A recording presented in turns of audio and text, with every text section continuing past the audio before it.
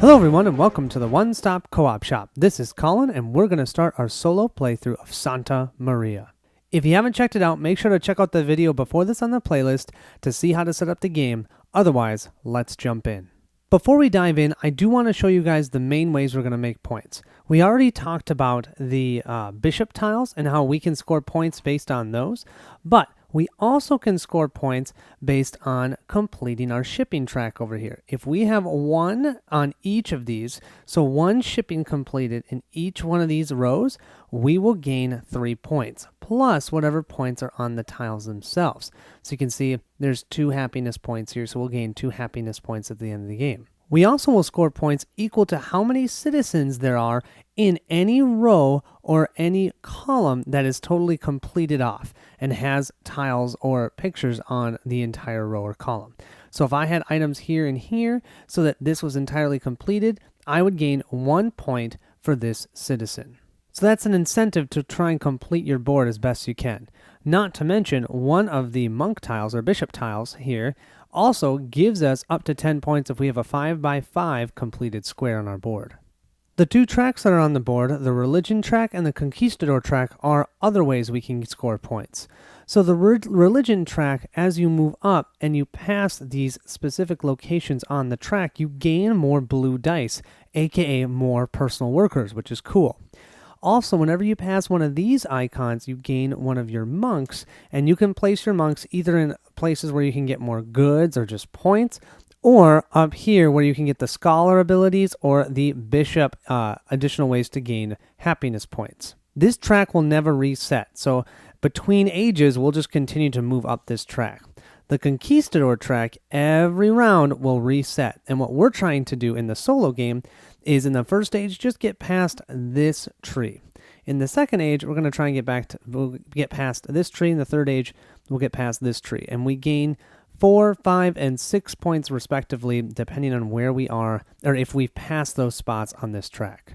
With that, I believe we are ready to get going. So we have these 4 actions we can take each round. We can either, for 2 wood, buy one of these tiles, which is a 2-tiler, or 2 wood and a grain to buy a 3-tiler, and then we can place it out on our board. We can also activate a spot on our board with a coin. The first time we do that, it's only 1 coin. The second time we do that, it's 2 coins. The third time we do that, it's 3 coins, and we keep going until we're done activating. We can also grab one of the white dice or the blue dice and activate the entire row or column that corresponds with the number on the die. And finally, we can retire for the round and then gain our shipping bonuses. One more caveat before I begin, I am not good at this game, okay? So don't look at what I'm doing as an idea for strategy. Look at it more as how to understand the game and see if maybe it's something that you'd like to play. I'm not good, so I'm not going to make good decisions, and I apologize for that. I'll do the best I can. Okay, so with that, I got to tell you a story. So I played this with my wife, thinking my wife would really like this. She's a very analytical person, a stats master's, right, okay? So I thought she'd like it. We played it, and she blew me out of the water. I've told you I've never gotten 100 points solo. She got 117 points in a 2-player game. So yeah, I was competing with her, and she still got more points than I do when I play solo. And at the end, I was like, oh, she's going to like this. And I go, hey, did you like this? She goes, it was okay. And so then later that day, we play Harry Potter, the Hogwarts battle, which you guys is like the most basic deck builder, and we get slaughtered. And, that's a co-op. We're having fun, but, I think at the end of it, she's not going to like it. And what does she say? I love that. Let's play that again. So sometimes you feel like you know what people are going to like, and it ends up not being the case. So just be wary of that. That's why these playthroughs are great. You can see if it's something for you. My first action is I'm going to grab a coin and place it in this spot here. This is a farm, and it has a grain and a sugar. So I'm going to place my coin here, and we'll gain a grain and a sugar. Great. Now, if you're playing competitively, you would wait and everybody else would activate their boards and do something, and then it'd be back to your turn. But solo, you just keep going. I love it. So then I'm going to immediately pay 2 wood and 1 grain to grab a tile, one of the 3 type tiles with 3 spots on it. I'm going to grab this tile, and I think it's because it's got shipping and wood, and I'd like to place it here. We're going to make this row real nice before I activate it with this die. The next action we're going to take, I think, is going to be to use this blue die. So we move this along the board. We're activating it, and we do one thing at a time. Here is nothing. Here's nothing. Here we have 2 coins. So we gain 2 coins, and we put them right up here. We now have 4 coins. Now we move to here. Now there's a citizen there. Doesn't matter. The citizen doesn't give us anything until end game. Or there might be some tiles that let you, if you pass 2 of them, you get a tax and get a coin. I don't have that. Then we're going to move to here. Here we're going to get a grain, and we're going to move 1 up on the conquistador track. So I'll grab 1 grain, place that in my storage, and then we'll move 1 up on the conquistador track.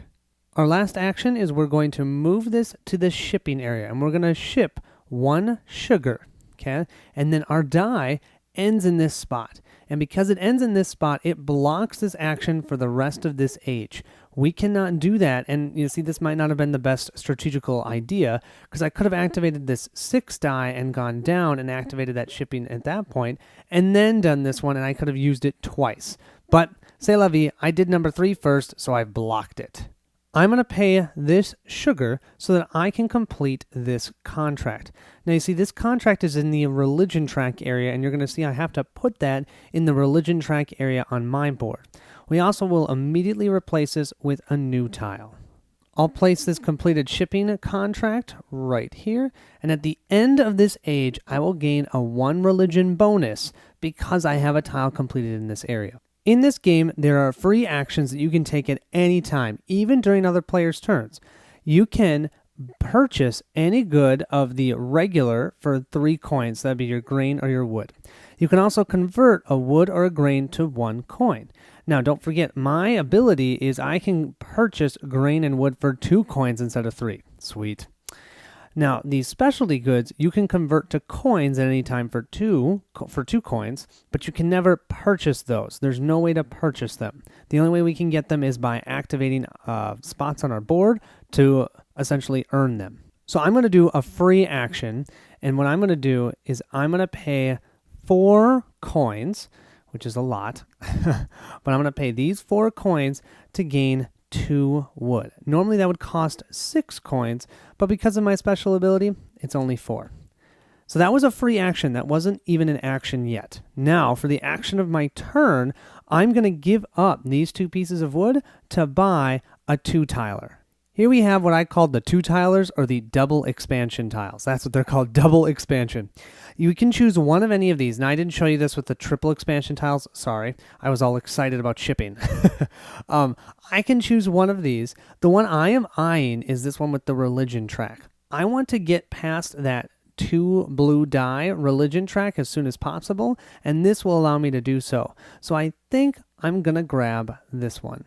I'm going to place this right here.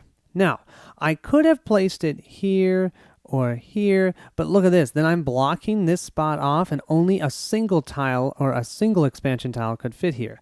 There's only one way to get a single expansion tile, and that's by doing a retirement action, and when you retire, you have to pick that spot. You don't get any other benefits. So I want to, as much as possible, leave either an area for a 3 expansion tile or a 2 expansion tile. So that's why I'm placing it here. So that was the action for this round. Next, now I'm going to take this white 3 die, and I'm going to activate this. So the first thing I'm going to do is I'm going to move 1 up on the religion track. But if you recall, I'd let you know that if you pay 1 grain, you get to move 1 additional space on the religion track. And that's exactly what we're going to do. Normally, we would just move 1, but because I paid a grain, we'll move another 1. So now we're 1 away from gaining our second blue die. We'll now move another space down, and we gain 1 wood and move again on the religion track. I can't move a second time because I don't have any grain that I want to spend, but we'll do that in a second because I'm just going to finish this die movement as well. We're also going to end here to gain 2 coins. But being that we're going to move 1 more up on the religion track, we're going to also gain another blue die. And that blue die we get to use for the rest of the game. We'll move 1 more up on the religion track, and now we gain our second blue die. We immediately roll it, and I get a 5, and we'll have that available to us for the rest of this age, and we'll get to re-roll that for every other age. We also just went past a monk spot, so we have gained our first monk. Where do we want to put our monk? Do we want to train them as a scholar, train them as a bishop, or maybe use them just to get some goods.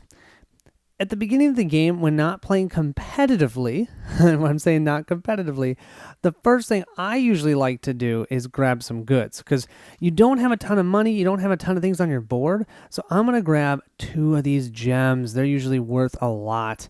So I'm going to grab 2 gems. We'll place those 2 gems right here. I think I'm going to utilize some free actions here.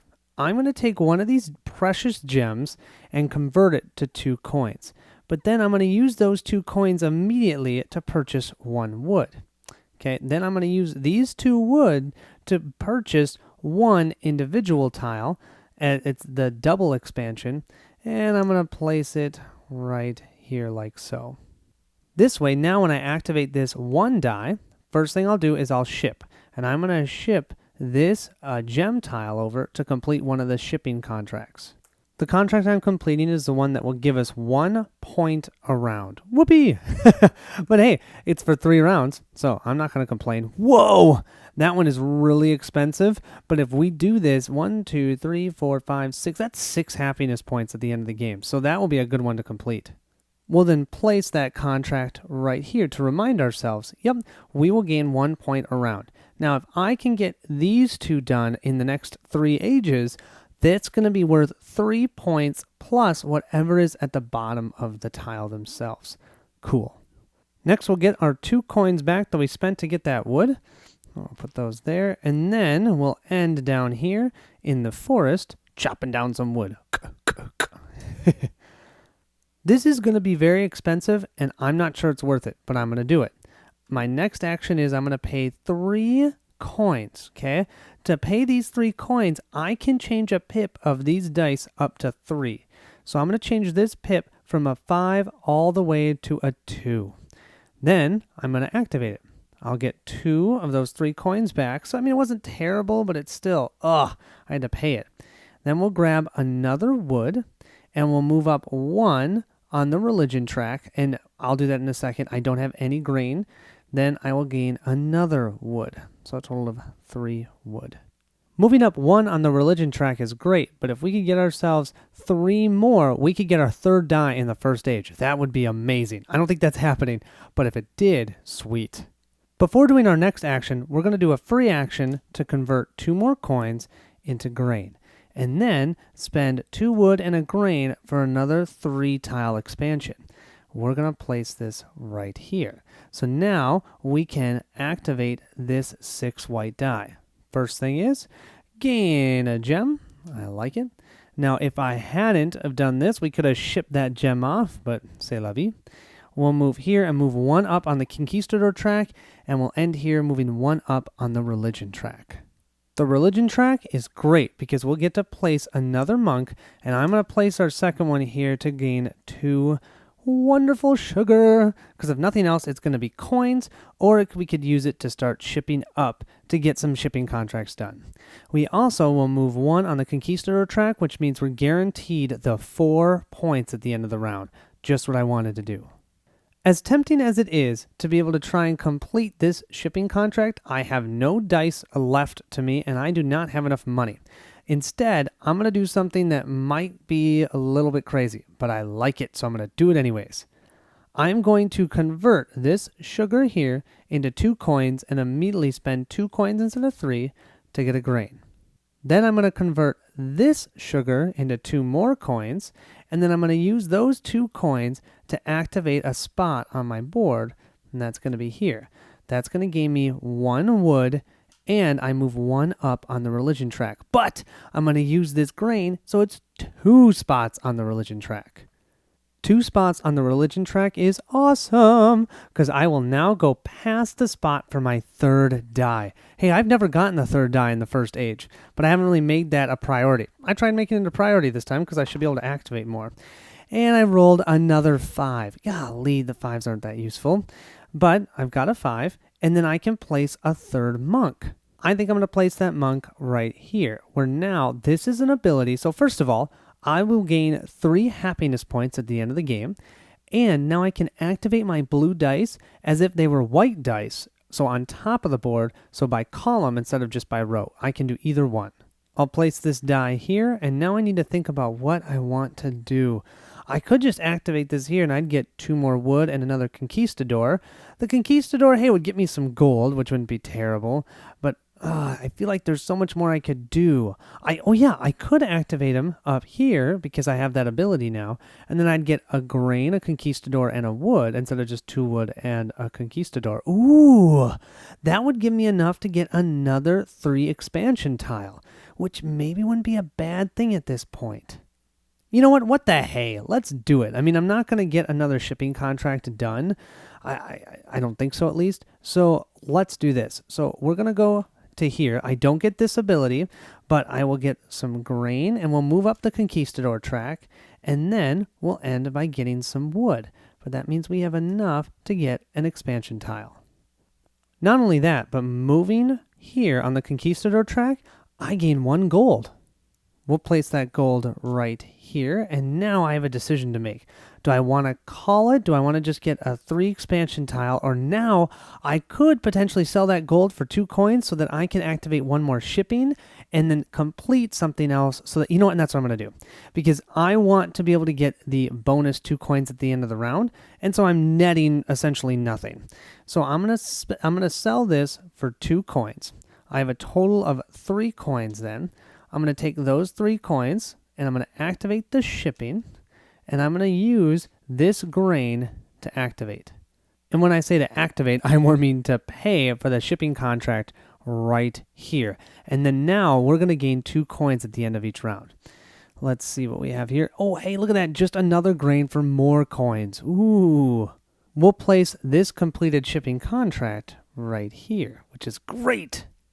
I think at this point, I'm going to end the age. So how I do that is I retire. Now, I get an option of 1, 2, 3, 4, 5 different places I can go and retire.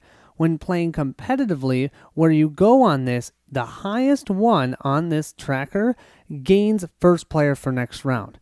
But in solo, it doesn't matter where I go because I will still always be first player. So I think I am going to go to the shipping contract area so I can pay this one wood, and complete this area on my board, which would be great. Here's my 1 wood, and we'll take care of this, and we'll replenish it with a gem and a grain. We'll place this completed contract right here.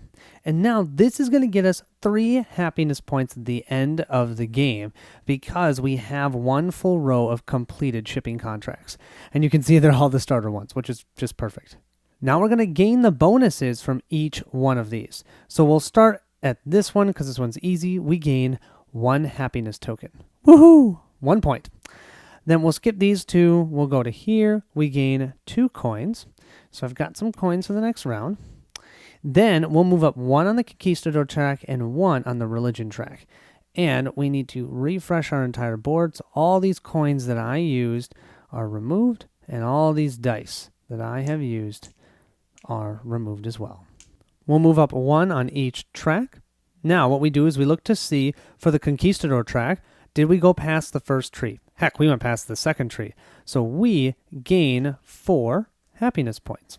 I'll put that on our board. We'll then reset the conquistador track, and next round we're going to try and get past this tree so that we can get 5 victory points. The religion track just stays where it is. We don't have to change it. If ever we get to the end and we gain more religion points, we get 1 happiness point per religion that we should have been getting, including we can use grain to get 2 religion, or aka 2 happiness points. So that can be a nice strategic way of getting points. Monica did that when she creamed me at 117 points. She got tons of points from the religion track. So that's a really good way of going. So we've now completed the age. We'll move the tracker here. We'll put this guy back to here. This has already been reset, and we'll draw 5 new double and triple tile expansions. Our 5 double tile, shipping. We definitely want shipping. We want some more gems, some more moolah, another farm for some sugar, and a conquistador. Okay, so those are going to be the 5. Then for the triple tile, we have another shipping. See, I really need some more shipping if I'm going to try and make some points there. A conversion of 1 wood for 2 happiness points and a conquistador.